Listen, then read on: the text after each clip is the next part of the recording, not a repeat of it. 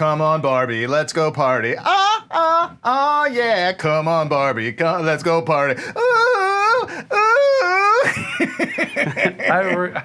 I regret everything in my life that has led me to this moment.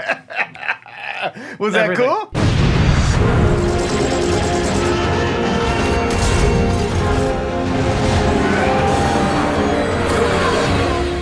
Council Pop. 60 seconds on the clock. All right, I'm gonna let you go first. You're gonna let me go or first? Unless you want me, because I'll I typically first. go I don't first. give a shit. All right, 60 seconds on the clock. I'm gonna try to do 60 seconds this time. I never do it, but I'm gonna try to do it this time. Okay. No, you're too long-winded. Yes. My main umbrella thought about Barbie, which I'll admit might be colored negatively because I had to go twice to the theater, and both were the worst theater going experiences of my life. I will tell you all about this later. So I might have already been in a bad mood. But I don't really feel like Barbie. I don't really feel like this is a movie. It's not really a movie. It's a loose collection of moments that sort of segue together. It's a framework more than it is a film, and that framework is to allow for a few laughs, but mostly preaching, mostly delivering a message, which what you think, what you love or hate the message aside. I don't care what the message is. I'm just saying from a film standpoint, it's a sermon. And it's just telling you very literally, very overtly, very matter-of-factly its side of things, its position. And there are some funny moments around it, but there is no story. There is no development. Like it's just look at this. And there's some fun stuff in there. And it's not the worst thing I've ever seen. I'm not like, this movie fucking sucks. But it's not, because it's not really a movie. It's an experience. The Barbie experience. The Barbie ride. Yeah. 60 seconds on the clock. I would just piggyback off that. I agree. I agree. I think unfortunately, and maybe this is just my taste, so again, forgive me, but I feel like the heavy-handedness or the preachiness or the clear message that you're talking about gets in the way of what could have been really fun and clever and meta and sort of a satirical take, and like I feel like there was a handful of bright spots that I just feel like, oh, if the movie was all like this and kind of left some of that other stuff behind and just focused on like telling a fun story with a couple winks and nods and some meta humor and things like that, play to its creative strengths, it could have been, I could have really liked it. And because of the heavy-handedness of the message, that stuff gets diluted for me. And I go, all right, I get it. Men suck. Like, I get it. I get what you're trying to say. we're the problem. We've been the problem forever. Okay. But I don't know. Yeah. I mean, I guess so what do you want us biased. to do with that? Like the movie is just kind of complaining. Like it just talks in circles. I mean, at that point, your head is like a newborn baby. You're trying to hold it up. I'm gonna avoid a lot of jokes. There's a lot of easy tee-up jokes here, and I'm gonna avoid them out of respect. Again, not being the person that is going to clearly identify with any of these characters, it's hard. I guess it was hard for me to get on board. But some would say that's the point. It's not for you. It's not for you to get on board, Keith. You have Rambo. Keith. Who would you say is the target audience for this film? Because I'm really fascinated by this. Because I don't think it's who people think it is. You don't think it's, I mean, here's what I think it's for. I think it is for women who grew up with Barbie. I don't think it's for kids, currently. I think it's for older women, maybe late 20s, 30s, 40s even.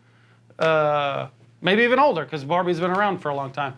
I think it's for older generation of women to sort of a little bit retcon the Barbie experience.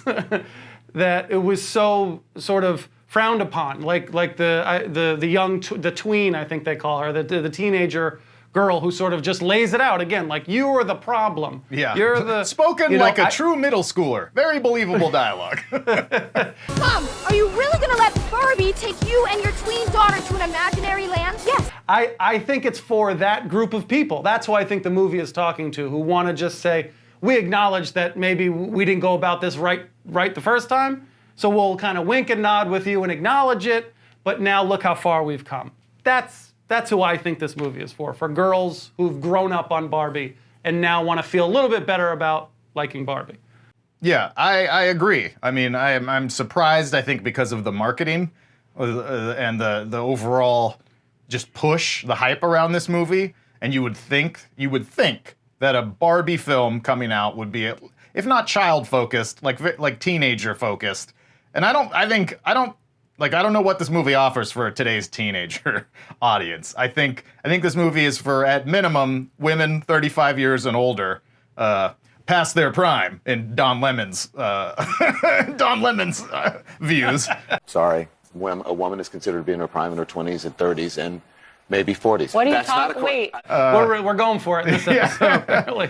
But yeah, like you said, women who grew up with Barbie, I think all the way 40s, 50s, 60s. I think that's the target audience, which I was surprised by. I expected it to maybe be a little more wide-ranging, and I think the marketing led people to believe that, and that's kind of throwing people for a curve a little bit. Obviously, not turning people off too much, as the film is being remarkably successful. So, yeah, it's really interesting. Both times I went to the theater, walked out the first time, almost walked out the second. There were young children in the audience. The first one, that's part of the reason why we left, is there was a baby crying and just kids fucking chatting. That's Barbie, It's like, and the mom's like, yeah. Instead of telling the kid to shut the fuck up, which is the correct response in that instance, but neither here nor there. We'll get to it. We'll get to it. So yeah, not a kids movie, I would say, per se. Not because it's so adult, but just because it wouldn't be entertaining, I don't think. It wouldn't be entertaining for kids. Not like, tailored to kids. But that's one of the positives, and maybe I don't say strengths, but I say one of the positives of the film, or something I liked. It reminded me of the idea you pitch for Teenage Mutant Ninja Turtles all the time, in a certain degree. That the Teenage Mutant Ninja Turtles has pitched an idea where they're older, they're a little bit down on their luck, they're in their 30s, and they gotta get that spark back. I'm paraphrasing a bit, but just Michelangelo's addicted to heroin. That's the best part. Yeah, it's a darker, more adult take. But in theory, that's for not kids. That's for people who are our age now, yes, who grew up, and now the IP has grown up with them. Yes, I like the general concept of trying to take an IP and grow with an audience. Yes. Rather than just always being for 10-year-olds, and then you can't enjoy those things anymore that you did as a kid. 100%. So I think it's a strength. Again, that's another concept that I feel like is an opportunity that might fall a little flat because of the clear line that it draws, and you're like, all right, well, you're alienating. I was kind of excited about it, even though I'm not a Barbie fan. I didn't play with Barbies as a kid. Like, I just thought like it could be cool. Yeah, no, I agree. I think that is actually like an interesting part of it. I too was excited enough for this movie. Part of it was like the whole Barbenheimer, the thing. Like, I was just like, it's cool. Big movies that people are excited about. As people who love movies, as filmmakers ourselves, that makes me happy. Like, I want people to go to the theaters and be happy and love movies. To that end, that's exciting. The trailer I saw was fun. It pitched it as sort of like a fish out of water. These people in this perfect world go visit the real world and see that things aren't what you might wish that they were. And then you assume that story leads a lot of mutual learning and growth, and giving lessons to the real world and taking lessons back to Barbie Land. None of which occurs. And I think one of the challenges with discussing this movie, outside of all of the noise and politics and bullshit. Does Warner Brothers have to push this propaganda? Yeah, look, that's exactly what's going on here. I have not seen the movie. It's just like, it's one of those movies, not entirely unlike Glass Onion, that sort of works to insulate itself from criticism by acknowledging some of its weaker points with a winky face. And this one does it in a slightly different way than Glass Onion, but it's because the film is so satirical and a lot of parody elements, really goofy. Like, I feel like that's almost an effort to shield it from, this doesn't make any sense. Like, the story itself, the things that happen to like lead the journey forward are totally nonsensical and fall completely flat. Like, there's just nothing, right? Like the sci-fi elements, if you want to really simplify it, of like how they go to and fro Barbie land. And again, it's built in to be fantasy. like, don't overanalyze it. That's not what this movie's about. And point taken, I understand. But like, there has to be some level of cohesion within the story, like sensible actions and reactions, actions and consequences. Like, it's just sort of like whatever's happening just happens, and that's not really storytelling. It's again just a framework to push my message, and validity of that message aside, like, it doesn't make for a good film. Like. So that was one of my biggest problems. Is shit just happens. Shit just happens. The mechanics of the story were frustrating. I thought there was some creativity and some willingness on my end to buy into how they started the film, where, it's more like how you play with the toys is their sort of experience. And I thought that was clever. They don't really actually drink anything. Yeah. I don't actually yeah. drive the car. I just float to certain places. I started to be like, oh, this is kind of clever how they're interpreting this. Like, that's cool. But yes, I felt like character logic didn't sort of apply. It applied when necessary. And you're exactly right. People are just going to say, it's this goofy movie, it's a silly movie, don't pay attention too hard to that sort of stuff. But on the other, my argument to that would be, well, then don't make it such a dramatic stand on the imbalance between men and women, or the society, how we operate as a society. There's a very strong message, a strong, societal message that we're making with this film. But we have to take that seriously, but not the filmmaking mechanics. Like, yeah, the storytelling mechanics. You can't have it both ways, like, right? We either take the movie seriously or we don't. Well, you can have it both ways, and then it's a much better film. Like, that's the thing. You can still have like an overt message, a feminist message, and have it be a satire, but still have a sensical story. Like, you could have all of that, but this movie chooses not to. And the biggest piece of evidence for that I saw, and the moment kind of was one of the turning points in the film for me, was when I realized that Will Ferrell's entire bit was like, in the real world, it's all bullshit too.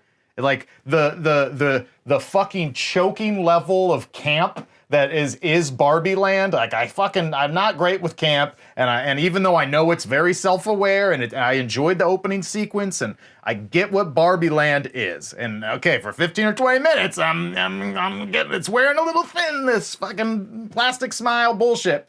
I get the bit. But then so they go to the real world, and I'm like ready to take a deep breath, like, all right.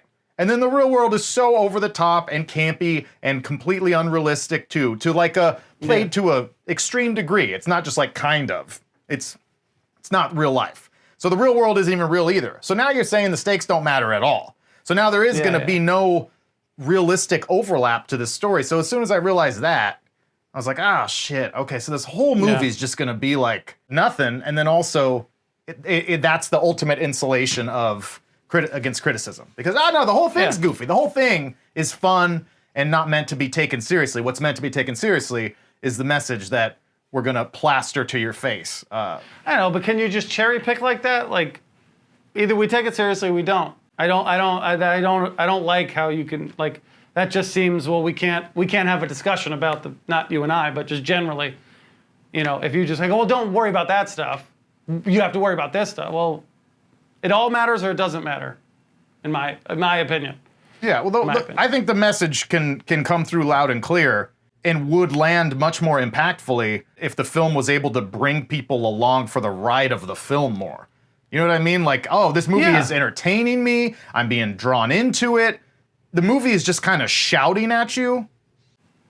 Here's what I don't understand. I think my biggest gripe with the film is that it feels like a lot of telling and less showing. Well, for sure. I think I'm okay with the message because to some degree the message still needs to be said. So I'm okay with that. But can't we show these actions? Can't we have a character struggle to break through an industry? Can't we represent these issues in different creative ways and conflict versus just saying it?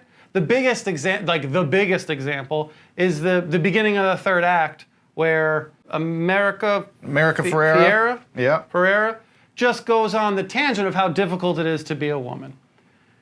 And that's just the prime example of for 5 minutes, you're just telling me how difficult it is, rather than doing any sort of legwork to show me and let me see, like, oh wow, let me come to that realization, and then show your characters overcoming those. If you want to show how difficult it is and the struggles, show your character overcoming, and then I can go along with this ride. But if the thing is just scolding me, if the movie is just scolding me the whole time, I don't know how I can get on board with it if I'm the person you're scolding.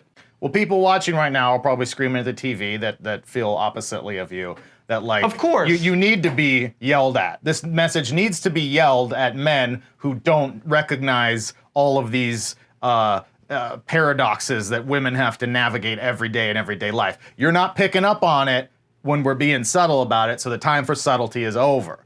I'm not saying I'm saying that to you. I'm saying that's what I'm sure some people feel. I think that speech. But my question. Here's my response to that. If you feel that way, I'm not arguing that the message needs to be delivered loud and clear in a societal way. But this is a movie, after all, is it not? Or does that not matter? Does the movie side of this not matter? And the point of this is to get this message across. Because if we're talking about movies, that's what I want to talk about. Yeah. But if we're talking just about the message, and that's different. It's a whole different conversation. I agree completely. Then I agree. Shout that message as loud as you want in a rally, in a march of some sort. Like, great, do that. I'm all for it. But this is not that. This is a movie. Or do it in the movie, but do it in a more effective way, which I think would be in the midst of a film that wasn't already completely heavy-handed and lectury surrounding it. The whole movie, for the most part, is, like you're saying, heavy-handed, on the nose. So it's like, now that scene is just the especially heavy-handed scene. Instead of like, oh, the whole movie's kind of subtle and is building you towards this awareness, and then bam, this like really sharp, cutting monologue is delivered very literally and overtly, and you're like, oh shit, like this is it. And I think for some people, that's what that moment was. I thought, like, the message is well taken. Like, and I understand as best I can as someone who's not a woman that, like, that emotion and that feeling and like how exhausting and frustrating that must be, like, genuinely. But like that, the gist of that monologue, again, just speaking from the film standpoint, is like, it wasn't exceptional. Like, my mom used to have this little placard that she hung in our garage right by the door going into the house. And it was up for years, and it was basically that monologue, but just like shorter and just like, for all of these reasons, this is why. Like, we are woman, we are feminist. And it was just like, because we can't do this, and because we don't get equal pay, and because of this, and because of all of these contradictions in life that we are expected to abide by. This is what. So it's like, I say all that to say that monologue was not that great to me, because it was just more of the same that the whole movie was. It just didn't impact, because I thought, like, I was more noticing the writing of it. Like, oh.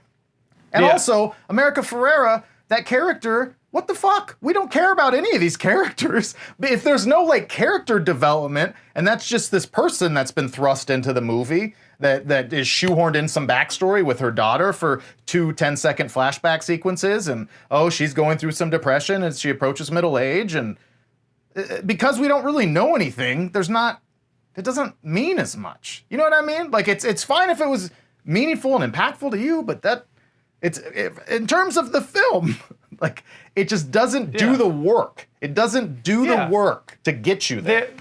You're right, and that's the difference. It doesn't do the work as a film, but I think it relies on people who want that stuff to be said. Yes. And rightfully so. Again, I'm not upset about the general message.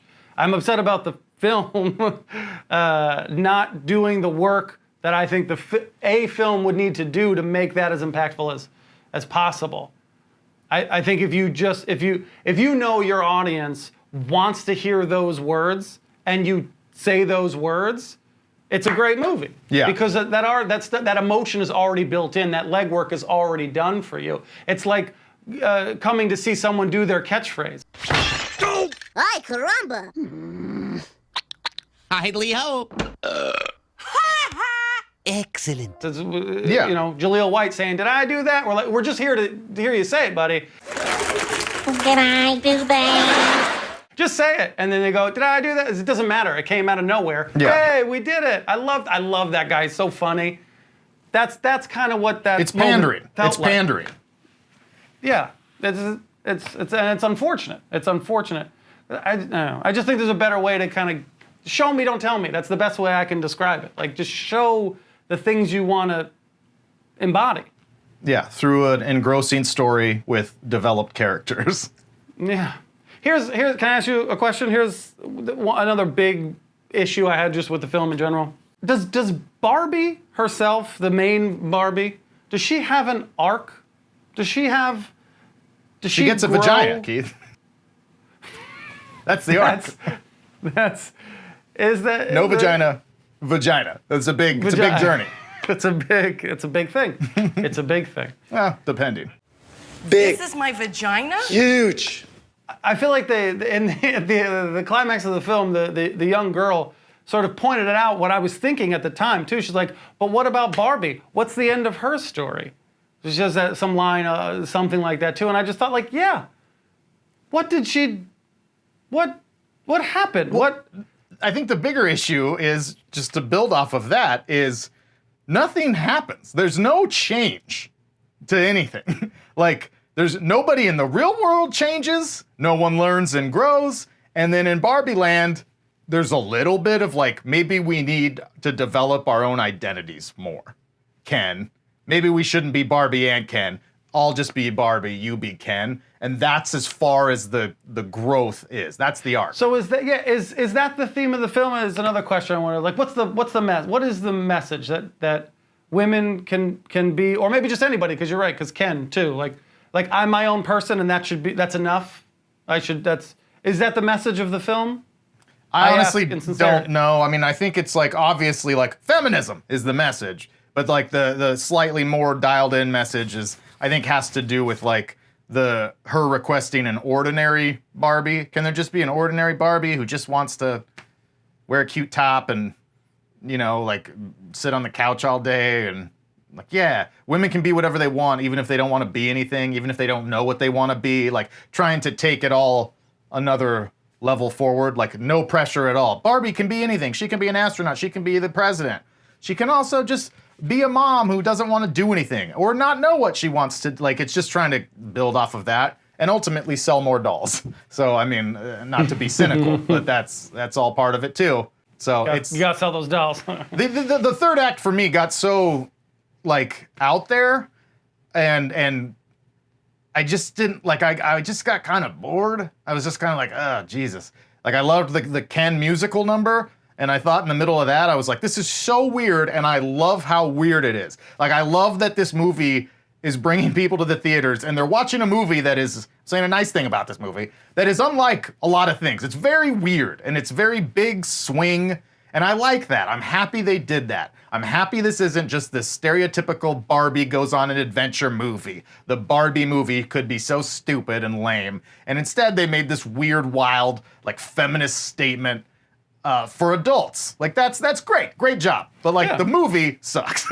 Like, the movie is not good. So I'll give you some credit for the huge swing of everything. But the third act loses me entirely. And by the time, like, okay, now Ryan Reynolds is crying, and now she's trying to console him. I'm like trying to pay attention so I can pick up on the theme, whatever it is, the departing message, and it's just so stupid. Now he's throwing his clothes, and it's freezing the jacket, and it's so just like, I don't care. And then, oh God, Will Ferrell still has to come out and do his last bit. Jesus Christ, like, just end. put me out of my misery. Like I'm tired. Like this is too much. It's nothing to grab onto. Correction, it's Gosling. You said Ryan Reynolds. Oh, I said Ryan Correction. Reynolds? Yeah. Oh, I'm so terribly sorry. Ryan Gosling. Two handsome Ryans. Ryan But still. Gosling, who says say something else good about it, steals the show entirely, is wonderful from start to finish. Every time he's on screen, I was laughing, I was enjoying it. The great irony of your feminist film is that you made him the leading man, like the only really full-time enjoyable character. Like, yeah. I honestly didn't want to say it because it just sounds like, of course, you like him the best. that's a known statement across a lot of critics across genders. He's the best part. Yeah, he's a delight. I do like him. But I think part of that is also because I almost feel like it's more his movie than Barbie's. Yeah. And that's why I asked the question of like, well, what was her arc? Like, how did she learn and grow, and what was her real journey? He doesn't know who he is and he never does, and thinks he's only there for her. And by the end of the movie, he learns that, maybe he's more than that, or he should be his own person. All the Kens learn that lesson, and that's more of an arc than she has. Yeah. She is just perfect top to bottom throughout the whole thing. Well, she gets upset at one point and is supposedly like not pretty anymore, and like Helen Mirren has to pop in and be like, note to filmmakers, you shouldn't have casted Margot Robbie. And it's like, yeah, but you're right. Like, just pointing out that something is a little stupid doesn't absolve you of the stupidity. Like, that's silly. That's silly. I don't want to speak too much for my wife, who had a lot of thoughts on this film. But that was one of the things she said, is like, you can't, like, she didn't take that moment seriously either. Because you're just like, well, yeah, Margot Robbie's complaining about, like, oh God, I'm ugly now. Like, if Margot Robbie's ugly, we're all in trouble. We're all in a lot of trouble. Like, you know, it's a silly choice. And so she did great. But Margot Robbie, fantastic actress, but was given nothing to do. Like, instead of just outside of just being sad. Like, great actress, did a great job in this movie. But she's not like, she doesn't have any fun. I think it should have been, for a Barbie movie, I think it should have been more Barbie centric. Yeah. You know, Make or the Barbie Barbies a more in general. fun character. Yeah, there's a lot more. I feel like there was some Barbie left on the table. I think a strong suit, again, there are some things to compliment. I think casting in general, I thought was good. I thought it was a really, like, everybody was who they needed to be. I wish there was more Issa Rae. I thought she was great. I enjoyed every time I was mad she that was they on had camera. that they had all those talented people that all got 30 seconds each of screen time. Like, that felt a little bait and switchy. Where you build out this amazing cast and you market this amazing cast. And yeah, Issa Rae, who is very talented. She has 4 lines, and that's 2 more than anybody else of that wide cast. Like, I was disappointed that there wasn't more to do with her. You know, I think she's great in general. So it was just all very crowded. Like, it was they were trying to fill a little too much. You put all these people in it. Everybody's got to have a minute or 2 of screen time. And then you end up really just spending the most time with Ryan Gosling, which, as you said, it should be a Ken movie at that point. But Margot Robbie, great. Ryan Gosling, great. Kate McKinnon is always very funny. She's a very funny person, and this is no different. I thought she was perfect. Those were isolated points of praise for sure. Yeah. The casting and general performances, I thought, like, everybody did what they were probably asked to do. Yeah. And I thought it was cast well, so. Yeah, obviously the production and set design were incredible, super fun, super cool, incredible attention to detail for Barbie shit. Like, I'm no Barbie historian, but I read and watched some stuff, and obviously a lot of, like, Easter eggy detail to, like, hardcore Barbie heads out there. I had to look up if Alan was a real thing. Yeah. He is. Yeah. Alan's a real thing. You know, he knocked up Midge. You could just tell that they really did some research on the source material, which is great. Yeah. Which is great for Barbie fans. That's cool. And again, I love, like, the weirdness of it. I love that it's weird. I love that it started with the parody homage of 2001. Like, I really was, like, high after that first 3-4 minutes. I was like, oh, this is gonna be cool. I hope the whole movie kind of feels like this. Like, and then it starts with the whole history lesson of the narrator and all that. Like, that whole sequence, I was like, this is cool. That whole Pink song, that Pink, good enough to drink. Like that was all good. Like it was enjoyable. I was in. And then once it just keeps kind of going, you're like, like just off a cliff because it never lives up to that potential that it builds. It needed to make sense. You know what I mean? Like there had to be some level of sense. And so just the slightest little nitpick example of like the story not making sense or the inciting incidents or whatever not making sense. If the whole thing is that you're a Barbie doll and you're affected by who's playing with you, like that transmits emotion. Like, okay, but they're mass produced, right? So like, why isn't there a billion Margot Robbie stereotypical Barbies walking around in Barbie land? Like if you're connected to an individual, you know what I mean? And again, already, don't overanalyze. It's supposed to be a metaphor, but like, sure. But like, there has to be some, like, I'll accept and go along for the fun ride that like, oh, you ride a rocket, and then you ride a speedboat, and then you ride this, and then you ride, like, sure, whatever, I don't give a shit. The specifics are not important. Like, the details you can overlook and can be left to your imagination. Like, that's all good. But like, the reason things are happening has to make sense. Like, that part has to make sense. And this film doesn't even try to have that be the case. Yeah.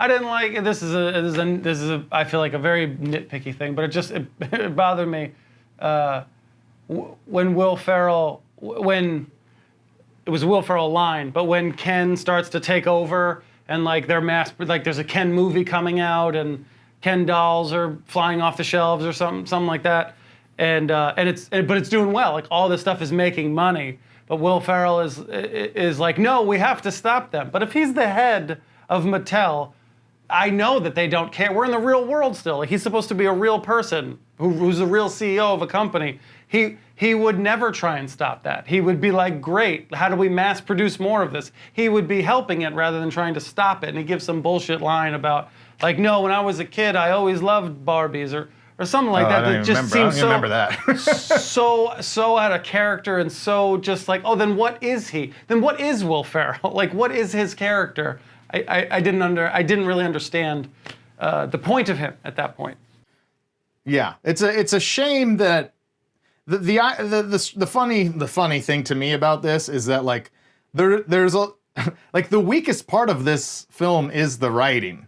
To me, and I'm sure that's not a popular take because I think that that's probably being heralded as like the strength. Like, oh my God, the writing's incredible. I think the writing is not very good, and I think it's not very good from the story element standpoint that we've been talking about, the structure of the story and how there is not one. And also, I think that most of the dialogue, while there is quite a few funny little bits, funny little moments, funny lines that made me chuckle. We look at each other and we smile. That's funny. A lot of it is very on the nose, and a lot of it felt very dated to me. Like, I could tell this film was written by a woman in her 40s. Like, that fucking Matchbox 20 song or whatever it is? Like, what? Like, that's the song? It's like if I wrote a movie now about vapid girls, young girls, and they're all listening to Ace of Base all the time. You know, like, oh, they can't stop singing I Saw the Sign. And if you watch that now, you'd be like, oh, yeah, what is this, 1994? Like, I don't understand. Like, the Birkenstock analogy, like, is Birkenstock culture still a thing? Maybe it is. But, like, is it for young people? I can't imagine that's, like, the shoe of today. Like, this is Greta Gerwig remembering what was cool in high school when she was in 1995. Yeah. Well, that's why I think it's for those people who grew up. Yeah. Like, this is not for young people today. It's just another example of that. It's weird. It felt very 90s. It kind of felt 90s. There's like a hint of Clueless in there. Oh, don't say that. Don't insult a great film like Clueless. Clueless is a fucking masterpiece compared to this movie. Yes, but I said there's a hint. There's a little influence. Yeah, I wanted it to be more like I told Monique, like the Brady Bunch movie. Mom asked me to ask you if there's any mail for us here by mistake. I don't understand you. What do you want? Which are not great movies. But I thought it was going to have that feel. Like, oh, they leave the confines of the 70s sitcom house where everything's a chuckle and a laugh track, and they go next door and the neighbors are cursing at each other and... She wants the Brady's mail, Larry! Throwing rocks through walls or whatever the fuck. I haven't watched that movie since 1997, but, you know, like that juxtaposition. And then and then each side maybe helps the other a little bit, where it's like, oh, we help the real world learn that, you know, women should have fucking agency, and we, you know, like this feminist message that's coming out of Barbie land, and that changes some minds in the real world, great. And then they take something, they learn about themselves by being in the real world and learning about the patriarchy, if that's what you want your movie to be about. And Ryan Gosling really gets into that for a minute, but then learns, you got to scale that way back. What we need to do is work together to build a better future where things are all equal. But that's not really what is in vogue these days. It's more put your thing down, flip it, and reverse it. It's your from Oedipus land, yapping them up. All right, that's. It's your from Oedipus land, yapping them up. It's your from Oedipus land, I'm pretty good at it. I know you don't have to say it. No one's going to want to say it, but I know I did good. I practiced that a lot. You did great. When I was 17. Great. I'll keep doing it. I'll say it all the time. You will, please stop. To piggyback off of what you said just a little while ago, people are heralding the writing. I do think people look at that as a strength, but I think general audiences may be getting confused between like writing and just the general concept. Mm-hmm. Like the idea and the approach, I think is great. I think at a high level, what they tried to do, as I said before, like could have been really fun and could have been exciting and a nice new approach to sort of these IP legacy things. Totally. But the details of the writing, the dialogue and the actual and the story, writing. The actual writing part, that's where I think falls off. I think it falls apart under any kind of scrutiny, and unfortunately, but I think people don't separate the two, and I think that's where it was probably a great treatment, you know. It was probably a really great outline. Yeah. You're like, oh shit, I can get on board with this. You know. Yeah. And if you had any of those cast members attached, with that concept, and Greta Gerwig, like home run. Love or hate her films, from what I've seen, I haven't seen Little Women. I've seen Lady Bird. Like she clearly has a very unique voice, and obviously there's a dearth of female filmmakers out there right now. So like, welcome, like happy that she's like making movies that resonate with the audience that these films are resonating with. She's a very smart and capable filmmaker, but this one gets a little lost for me. Yeah. I didn't understand why when she brings America Ferrera and her daughter back, and the daughter's magically forgotten how much she hates Barbie in a span of 30 seconds. Oh, you know what? You're not a fascist. I love you. Which is like, aren't little girls supposed to have, the whole message of this movie is that girls have agency, like speak your truth to power. That's what she did, but now she's a conformist. Anyways, they get to Barbie land and they see that Ken has established the patriarchy. And it's not really explained at all why all of these strong female characters that have run Barbie land forever just like flip completely to being totally submissive, like victims of the patriarchy. And it's not just that they were so easily changed over to that, but they like love it. Like they're like, this fucking rules. Like, I hated having to make decisions. Your muscles look great. Here's a brewski beer. Like, this is so much better. Like, it's a weird choice that they made them love it. You know, like, sure, for the sake of the story, you need them to have been brainwashed, right? The patriarchy, they make one comment about, like, it's like smallpox there. They had no defenses for it. They didn't know. But, like, why make them, like, really enjoy it? Like, that felt at odds with your entire message. It's this fucking idiot Ken just has to come back and be like, patriarchy, horses, get me a beer. And all of the women, including the president and the Supreme Court, are like, let me pull my tits out, like, and dance in a bikini. Like, that doesn't seem great. That doesn't seem like part of your message. I don't know. That was weird. Yeah. Another great point of sort of just the story just kind of wanders wherever it needs to wander to help make its points eventually. Because you just need that setup to then have the comeback. You know, so you're right. I don't know. The worst part of it is I don't think there's much here. I don't think there's much here to really discuss, because the thing to discuss is just the message, because that's predominantly whole what movie. this film. Yeah. That's what it is. Yeah, so I there's would nothing love else, to dig into deeper filmmaking elements, but like that's clearly not the point of this. It wasn't really the priority here. Like the elements of filmmaking that are the priority, the set design, the performances, you know, that sort of thing, great. The music, great. I really thought all that stuff's great. The concept, really, really pretty great. Really great. The execution of the story, like the writing, is not good. Yeah. But that's the part that everyone, because Here's of the message. another, I was a little disappointed I said, okay, I'm gonna go along with this, and you know, the patriarch is the problem. We need to have these men, like we need to right the ship, right? We need to defeat these men and claim our power back. If they had penises, we'd castrate them. Right, so we gotta defeat the men. Yes. And this has set up to be like some like sort of applicable metaphor to like our society, right? We had this whole speech. It's difficult to be a woman. You don't know what we go through, like all these things I have to deal with, etc. But so I feel like there's real weight on the resolution, on how they defeat the men, what they decide to do. I feel like means more than just like the end of this movie. In my head, it should be, oh, this is kind of how we should approach the solution. The solution, right? Yeah. This is because this whole movie we've just said that the problem is the problem. The men are the problem. They're doing this wrong. They've whatever, all that shit. Yeah. So okay, what is your answer? Like, what is the thing that we're gonna do to fix it? What can I do to fix it as a man? How can I be part of the solution if this is gonna be our message? And the answer was just like, let the men kill each other.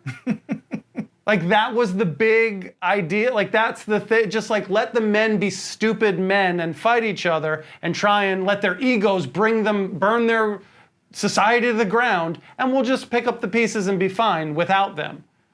You know, it felt like I was waiting for some like aha moment of, oh, you know what, that is how we can all work together, or that's how this should work. But there was nothing there. And again, maybe this is stupid, maybe it's nitpicky, maybe I'm looking too much at a silly movie, but I was a little disappointed in not having a stronger resolution to be more impactful for the movie and for the bigger issue that this movie is telling me that there is. Does that make sense? Yeah, it makes total sense. I think it's totally fair and valid. I think it's another huge miss. Like like the point is basically just like, let these idiots fight it out, and then the solution is just kind of everybody leave each other alone, like develop your own agency and on your own. And like that's fine. Like that's not fine in the sense of you've built these stakes of like men are the worst, patriarchy is the worst. Like you'd like a better solution than just joking about how, oh, maybe we could have equal members on the Supreme Court. Nah, one step at a time. We're not doing that. Just like, okay, great. But then you're making your big point a joke, which isn't great. If that's your solution, is just to like two wrongs don't make a right. Right? Like that's kind of what this film ends like, oh no, we're just gonna keep doing this. We're not in Barbie land. We're not gonna let Kens have any real agency yet because like, ha, fuck the patriarchy. Sure.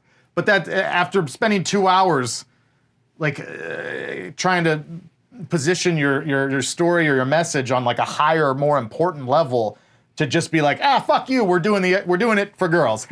Like that's just not, it just doesn't quite have the heft, I think is what you're saying. And yeah, I mean, I don't want to be one of these people that's like, they're really, you know, like every Disney reimagining or princess story now, there's no Prince Charming, she saves the prince, like the young girl has to have her own independence and all that. I understand. A lot of these pop culture films paint like a relationship, like a love between a man and a woman in particular, as like a negative, Like, you don't need a man. But it goes beyond you don't need a man. It just goes to like, fuck men. Like, you're almost weak if you have a man. Like, in that, like, this is opening a can of worms. But like, that is kind of dumb to me. Like, that's kind of dumb. Like, yeah, some movies, sure. Yeah, great. If that's your message, great. But that sort of seems to be like the prevailing, like, it's just in vogue right now, and everything comes in waves. It ebbs and flows, and soon we'll get back to probably the opposite. But it is noticeable that the patriarchy is the problem, men are the problem. The solution is not to work together and find ways to work together, even though that's how we're gonna, like anybody in the real world will tell you, that's how we're gonna have to do it. The solution is, haha, fuck you. You don't need him, and if you have him, if you do need him, you're wrong and you're weak. Like that. I know. But is that? I mean, this is not what. It is what this movie is about. I know it's what the movie is about. So I just asked the question, like, why is it not okay for a man or a woman, for any person to like want to be wanted by another person or need another person? You know, like, why? Like, I don't understand why that's so like villainized in general. It's not even man to woman. Like, I don't think it's looked upon like positively if a man were to want a woman. Like, it's just like, you should be alone and strong by yourself. Like, why is it so bad? That's what I don't understand. Or maybe I'm misinterpreting all of it. But it seems like a real con, a real negative. You're weak. Fucking all right, Keith. Coming back. You writing for the Daily Wire now, you piece of shit? I'm just kidding. But I mean that sincere. Like, I think it's a nice thing. I think it's a sweet Where were you on January 6th?